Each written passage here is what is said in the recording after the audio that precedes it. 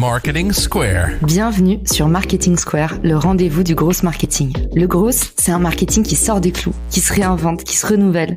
C'est aussi un mindset qui repose sur l'envie de se dépasser, de se détacher de ses opinions une bonne fois pour toutes et d'apprendre en continu. Si tu te reconnais dans cette description, que tu sois débutant ou expert, abonne-toi. Ce podcast va devenir ton meilleur allié. Cet épisode est rendu possible par Iconosquare, la plateforme de gestion tout en un des réseaux sociaux. Vous trouverez le lien pour tester gratuitement Iconosquare depuis les ressources de l'épisode. Bonjour à tous et bienvenue dans ce nouvel épisode de Marketing Square. Aujourd'hui, on va parler à nouveau d'influence marketing parce que pour beaucoup d'entre vous, c'est difficile d'internaliser ces campagnes d'influence marketing. On ne sait pas très bien comment sourcer le bon influenceur ou le dénicher, à qui vraiment faire appel, comment accepter ses conditions, comment négocier et puis aussi comment identifier un potentiel faux influenceur. Alors, pour en parler avec nous aujourd'hui, je reçois Armand de Beyond Media. Salut Armand, comment ça va ? Salut Caro, très très bien et toi ? Trop ravie de t'avoir pour un nouvel épisode et en plus, je sais que tu vas éclairer notre lanterne sur un sujet qui est très, très difficile à internaliser pour les marques parce que tout simplement, c'est des métiers qui sont si jeunes que tout le monde est encore un petit peu en train d'apprendre. Alors toi, t'en connais un rayon sur le sujet. Aujourd'hui, on va bénéficier de tes lumières. La première question que je voulais te poser, du coup, c'est comment est-ce qu'on identifie un peu le bon influenceur ? Pour identifier le bon influenceur, le premier réflexe, c'est de se ruer sur une plateforme en tapant dans Google « Trouver un influenceur ». Est-ce que ça fonctionne ces plateformes? C'est quoi ton retour d'expérience sur le sujet? Ces plateformes fonctionnent. Maintenant, selon moi, l'influence, c'est quelque chose de très humain. Il faut le faire avec les bonnes personnes. Et comme on le disait dans l'épisode précédent, souvent les marques aiment bien et c'est là où elles ont les meilleurs résultats. Quand les influenceurs aiment vraiment le produit, le portent et l'utilisent vraiment. Une plateforme, elle va déshumaniser le tout. Oui, c'est fonctionnel. C'est possible d'avoir des bons résultats avec des plateformes. Maintenant, de mon point de vue, toutes les personnes qui ont eu les meilleurs résultats au sein de nos clients et même de manière générale dans l'influence, c'est pas via des plateformes. Parce que, comme dit, ça, je me répète, mais ça déshumanise le truc. Et un influenceur, il a besoin de vraiment comprendre le produit, d'avoir une relation avec la marque, potentiellement de développer cette relation pour ensuite en parler davantage et pas juste avoir une notif à un endroit. Salut, fais une pub pour ça à tel prix. Il clique, il l'a fait, il est payé. Enfin, c'est vraiment quelque chose de plus profond que ça et c'est ce qui fait que les campagnes marchent mieux. Donc les plateformes, ça marche, mais c'est pas le mieux. Et alors, du coup, quels sont les moyens pour aller contacter un influenceur? Il y a la façon très classique d'aller les contacter en direct. Ça va marcher pour tous les influenceurs de taille moyenne. Après, encore une fois, taille moyenne, ça dépend de la niche. Ça peut valoir dire 10K pour une petite niche comme 100K pour une plus grosse niche. On y viendra après. Ou passer par des agences qui représentent elles-mêmes ces influenceurs-là et qui, du coup, sont de manière générale proches des talents. Donc, ça va être facile pour elles aussi de bien représenter l'influenceur, que ce soit ses besoins, ses préférences, etc. Et du coup, même via agence, d'humaniser la chose, si tout est bien fait et bien choisi. Et ensuite, si vraiment il y a pour objectif d'avoir des personnalités publiques, des stars, etc., là, il faut rentrer de contact en contact pour atteindre la personne en question. Mais ça se fait soit du coup en direct, soit via agence. L'avantage de l'agence, j'imagine, c'est qu'en fait, elle te permet non seulement d'identifier plus facilement peut-être l'influenceur qui va pouvoir le mieux porter ton message, où il va y avoir un maximum d'adhésion entre le produit, le message et le canal. Aussi, j'imagine que l'agence, elle sait un peu reconnaître le vrai du faux. Et ça, c'est quelque chose que j'entends beaucoup. C'est une vraie douleur, les gens qui se font avoir par des influenceurs qui ont soit des fausses communautés, donc qui ont acheté des abonnés, soit qui ont un faux taux d'engagement parce qu'ils achètent des likes. Du coup, est-ce que tu as des petites ruses de renard, des petites astuces à nous partager? Comment vous faites à l'agence pour détecter le vrai du faux? Alors, il y a plein de techniques. Pour revenir à ce qu'on disait avant, il y a des outils qui permettent de le faire, notamment Hype Auditor, qui est celui qui fonctionne le mieux aujourd'hui. Donc, évidemment, qui est payant, c'est un SaaS. Maintenant, nous, on l'utilise pas du tout et on utilise d'autres méthodes qui sont utilisables par tout le monde. Ce qu'il faut se dire, un influenceur, lorsqu'il poste, son audience, elle va directement liker ses publications de façon linéaire. C'est-à-dire que lorsqu'un post il est publié, ça va tranquillement monter, il va y avoir de plus en plus de personnes, de façon logique, dans tous les cas, c'est assez simple à comprendre, jusqu'à s'atténuer petit à petit. Une technique qui fonctionne bien, après ça demande un petit peu de temps, c'est d'activer les notifications sur le profil d'un influenceur et d'attendre qu'il poste. Une fois qu'il poste, il y a la notification qui arrive. Et là, vous regardez pendant les 20 prochaines minutes, admettons, ce qui se passe avec sa publication. Est-ce qu'elle fait 10 likes, 20 likes, 30 likes, 600 likes? Auquel cas, problème. Est-ce qu'elle y va crescendo? Et auquel cas, c'est OK. Est-ce que ça monte pas du tout et quand vous revenez le lendemain, d'un coup, par miracle, il y a 2000 j'aime de plus? Voilà, c'est des choses à analyser qui sont très logiques. Maintenant, une autre façon de voir, vous allez appuyer sur les mentions j'aime de la personne. Là, on parle pour des réseaux où c'est apparent. Par exemple, sur Snapchat, c'est plus compliqué. On va venir juste après à la technique ultime, j'ai envie de dire. Vous allez regarder les mentions j'aime de la personne, vous scrollez et au hasard, vous appuyez sur quelqu'un et vous regardez si cette personne-là déjà semble avoir un compte réel francophone, etc., ou dans le pays dans lequel vous êtes en train d'annoncer, et si cette personne suit l'influenceur en question. Parce que si vous, quand vous allez regarder les likes de quelqu'un et que sur 5 ou 10 personnes sur lesquelles donc votre échantillon test, vous voyez que ces personnes-là ne suivent pas l'influenceur en question, soit la publi elle a buzzé, ils ont vu le post dans l'Explorer et c'est OK, vous faites le test sur d'autres publications et vous allez vite voir si c'est vrai ou faux, ou soit c'est quelqu'un qui a acheté des j'aime et du coup c'est des gens qui sont pas abonnés mais qui ont juste liké. Et la dernière technique pour vraiment savoir si l'audience est réelle ou pas, un, le falsifiable, c'est les vues story de la personne et les statistiques d'audience. Donc ça se soit il y a des vidéos. Nous, on demande en fait la plupart du temps des vidéos quand on a des doutes, où en fait c'est très compliqué et après personne va aller commencer à faire des montages sur Premiere Pro pour falsifier ces statistiques. Quand on veut vraiment être certain, on demande une vidéo des statistiques de la personne et notamment de ses statistiques en story, parce qu'on va voir directement les vues des stories de la veille. On saura si c'est des vues réelles parce que la personne va swiper directement sur ses stories et a priori elle va pas devenir monteur professionnel sur Premiere Pro, ou en tout cas elle va pas faire l'effort de le faire pour falsifier ça, pour envoyer ses stats à une agence. En général, quand c'est faux, dans tous les cas, ils envoient juste pas de vidéo parce qu'ils ont honte. Ensuite, on leur demande d'aller dans la vidéo, dans les statistiques et de regarder leurs stats, hommes-femmes, la proportion de France et autres pays, etc. Ça, c'est vraiment quand on arrive à avoir un doute très important et qu'on n'arrive pas à trancher. C'est une technique que je recommande en tout cas pour toutes les marques qui ont peur de se faire avoir avec ce genre de choses. Une vidéo, c'est quasiment infalsifiable. Et ça, j'adore parce que, en fait, pour ceux qui nous écoutent, on vous raconte l'histoire avec Armand quand on s'est rencontrés. Moi, j'ai halluciné quand il m'a raconté cette histoire qu'en fait, il y avait beaucoup d'influenceurs qui envoyaient des stats photoshopés. Ça, c'est un vrai problème parce que c'est vrai que les marques sont incapables de le détecter. En tout cas, moi, j'aurais même pas pensé, bon, tendre naïveté, vous allez me dire, mais je me dis, c'est quand même gros d'aller faire du Photoshop sur ces stats. Ça se voit, c'est pas chic. En plus, quand il y a beaucoup d'argent en jeu, c'est un truc où potentiellement ça peut se retourner contre toi. Si t'as menti dans le cadre de ta relation commerciale, tu risques quand même gros. En fait, toi, tu m'as dit, c'est quand même un peu monnaie courante. Et comment, justement, toi, tu peux cramer, toi qui es habitué à ça, comment est-ce qu'on crame un Photoshop? Bah, notamment via la vidéo. Après, on peut zoomer fortement sur l'image et voir que c'est un Photoshop, mais sinon, via la vidéo, ça supprime quasiment tous les doutes parce qu'une vidéo, elle est très peu photoshopable. En tout cas, personne va faire un montage d'un screen record d'un écran d'iPhone où il va essayer de vraiment tout modifier à la perfection lorsqu'il slide entre les différents onglets, etc. Donc, la vidéo, c'est un bon moyen.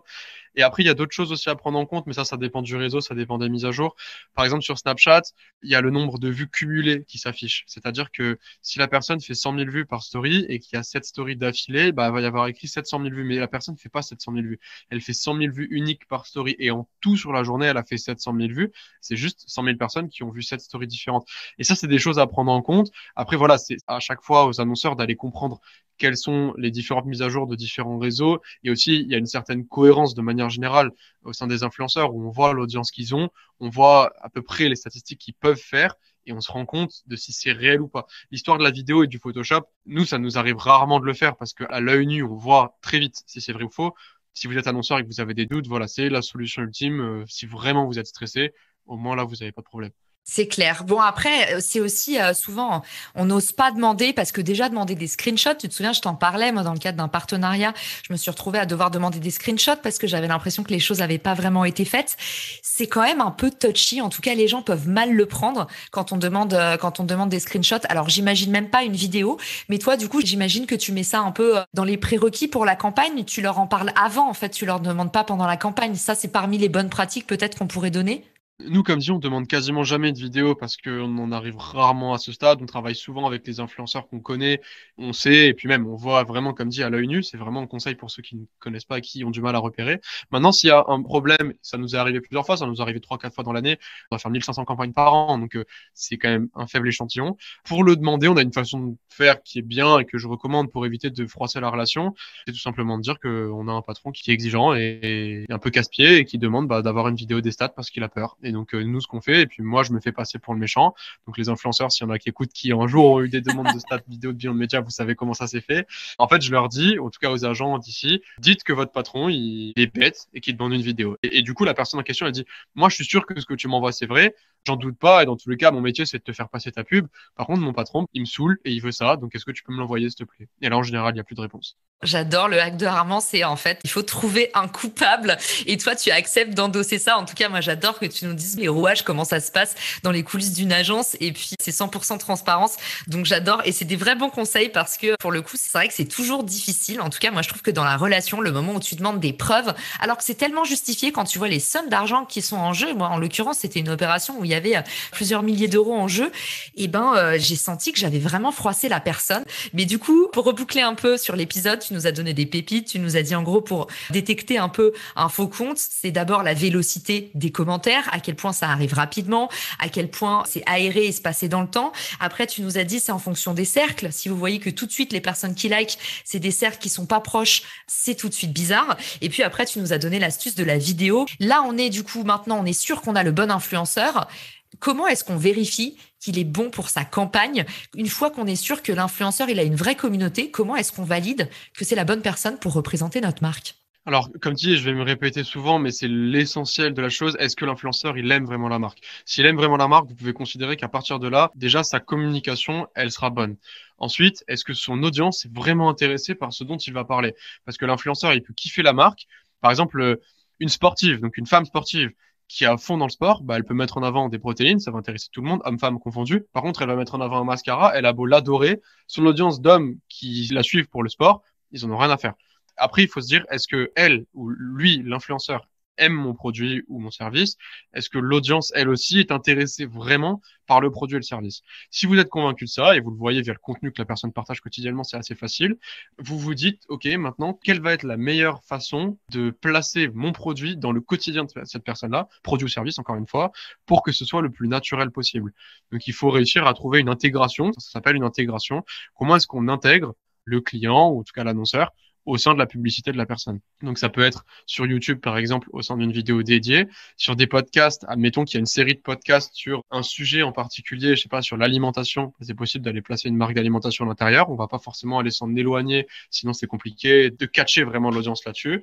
L'essentiel, j'ai envie de dire, après tout ça, j'aurais peut-être même dû le dire au début, c'est le rapport qualité-prix. C'est-à-dire que si vous payez un influenceur qui marche pas et que vous le payez 3 euros, j'abuse, mais en fait, il va marcher. Parce que même s'il marche pas, vous allez forcément avoir un intéressé. Par contre, si vous payez un influenceur qui surperforme, qui est ultra bon, qui a une super audience, super engagée, qui va super bien faire le placement au bon endroit, etc., mais qui coûte beaucoup trop cher, bah là, vous allez avoir un mauvais placement. À un moment donné, c'est comme un appart qui est super beau. Si vous le payez trop cher au prix du mètre carré, vous vous êtes fait arnaquer. C'est vraiment la même chose. J'ai l'impression qu'il y a encore une énorme croyance autour du fait que les micro-influenceurs, c'est gratuit. En tout cas, on peut les payer en dotation produit. J'ai l'impression que depuis 2, 3 ans, ça n'existe plus, ça. Qu'est-ce que tu observes autour de toi, toi qui connais bien ce milieu? C'est quoi la normalité? Alors, tu vas me dire, ça dépend peut-être du produit qu'on offre, du panier moyen de ce qu'on donne, mais l'influence contre dotation, est-ce que ça existe encore et ce serait quoi, selon toi, les critères? Ça existe encore et ça existera toujours. Je vais donner un très très bel exemple qui va sûrement en inspirer beaucoup. Lorsque vous avez une super image de marque, vous faites ce que vous voulez avec les influenceurs. On connaît, nous, on a en client Gymshark, belle success story, e-commerce, etc., qui travaille avec des influenceurs de chez nous sans les payer. Donc, c'est-à-dire que c'est vraiment de la dotation pure. Et en tant qu'agence, on accepte aussi parfois de faire de la dotation. Attention, que demain, il n'y a pas tout le monde qui vienne me contacter pour ça. Quand c'est des marques comme Gymshark, quand vraiment l'influenceur, il est amoureux de la marque, c'est possible. Donc, demain, avec une énorme image de marque, vous pouvez déjà faire beaucoup plus de dotation produit. Pour l'anecdote, ces influenceuses-là en question, c'est des filles qui acceptent la dotation pour Gymshark. Elles ont des contrats latents avec d'autres marques qui proposent des vraies sommes d'argent pour les rémunérer, pour les mettre en avant. Et ces influenceuses-là refusent, alors qu'elles gagnent pas non plus des tonnes d'argent, parce qu'elles adorent Gymshark. Donc, avec une énorme image de marque, déjà, tout est possible. Maintenant, il faut la construire sur le long terme et c'est un autre travail et c'est pas ce sur quoi je saurais vous accompagner. Au niveau de la micro-influence, pour revenir sur le sujet initial, micro-influenceur, déjà, ça veut tout et rien dire. C'est-à-dire qu'en gros, les gens, ils aiment bien dire moins de 50K, c'est un micro, moins de 10K, c'est un nano, plus de 100K, c'est un macro, blabla. Ça n'a aucun sens parce que, et c'est très simple à expliquer, dans une audience nichée, par exemple, on va prendre la crypto-monnaie, un gars qui est en crypto à 10 ou 20 000 personnes, il n'est pas micro, il n'est pas nano, il est énorme. Parce que la crypto, c'est une petite niche, bien que là, ça commence à exploser. Par contre, un beau mec avec des abdos qui a 500K, J'aurais limite même tendance à dire, moi, qu'il est micro. J'abuse un peu le trait. Parce qu'en fait, des beaux mecs qui ont des abdos, qui ont des audiences sur Instagram, il y en a de partout. Ou des belles femmes, enfin, il y en a dans tous les sens. Et du coup, faut vraiment remettre chaque chose dans son contexte. Un influenceur crypto, si on prend la taille de son audience et lui, la proportion qu'il a par rapport à la taille de l'audience globale, si elle est énorme, même si le mec, il a très peu d'abonnés, bah, en fait, c'est pas un micro. Ensuite, les micro-influenceurs, du coup, ça existe, mais il faut les prendre avec proportion. Et oui, ils acceptent de la dotation en échange de publicité. Et oui, ça marche encore et ça marchera toujours. Maintenant, il faut partir du principe que c'est aussi à bien sélectionner parce qu'un micro-influenceur, pardon, qui va accepter tout et n'importe quoi, bah, son audience, elle va être plus que polluée. Du coup, il va plus fonctionner. Donc, en fait, ça sert carrément à rien de perdre de l'énergie à l'activer. Vaut mieux payer pour quelqu'un qui fait moins de pub. Trop bien. Et en plus, tu me sers ma dernière question sur un plateau. J'allais te demander, c'est quoi justement, c'est marrant parce que quand on parle d'influence, moi j'ai tous mes réflexes du partenariat entre marques parce que c'est un petit peu les mêmes logiques. Est-ce que tu observes que les collaborations long terme marchent mieux en termes d'adhésion, en termes de conversion, ou est-ce qu'aujourd'hui c'est possible juste de faire des très bons one-shot? Qu'est-ce que tu recommandes à tes clients? Il faut tout le temps commencer avec un one-shot pour déjà avoir les résultats de la première opération avant de s'engager sur du long terme. C'est par souci de sécurité. Maintenant, le long terme marche vraiment beaucoup mieux que les opérations court terme, tout simplement parce que l'audience va être de plus en plus rassurée par rapport aux produits ou aux services que la personne met en avant. Par exemple, dans le sport, en tout cas par beaucoup d'influenceurs qu'on accompagne sont des sportifs et du coup sont sponsorisés par des marques de compléments alimentaires qui, on le remarque au niveau des résultats, lors de la première ou deuxième publicité, l'audience se dit ok, c'est cool, il me dit qu'il prend tel produit pour être plus fort, pour faire ci, ça, c'est intéressant. Et au bout de la 5e, 6e, 10e publicité, il commence à se dire, bon, en fait, il me le dit pas pour rien, il a des vrais résultats avec, je vais commencer à potentiellement être OK pour acheter. Et on voit qu'au bout d'un an, tout le monde achète. Les gens, ensuite, surtout dans les compléments alimentaires, ils achètent tous les mois parce que bah, c'est du consommable avec le même code promo, etc. Donc, on a vraiment cet insight où on remarque que des partenariats long terme sont beaucoup plus pertinents que les partenariats one shot.